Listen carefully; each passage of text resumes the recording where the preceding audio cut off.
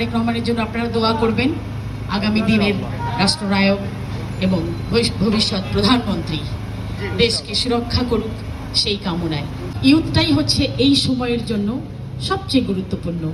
ইয়ুথের বাইরে কিছু নেই। ইয়ুথদের মধ্যে একটা বিশাল অঙ্ক, বিশাল একটা গ্রুপ এসেছে যারা ভোটার হয়েছে, নতুন বিশাল একটা গ্রুপ হয়েছে যারা ভোটার। আগামী দিনে তারা এইবার তারা ভোট দেবে।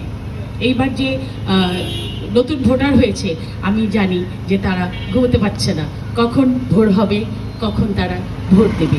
12 তারিখেই আমাদের 12 তারিখ পর্যন্ত আমাদের কাউন্টডাউন।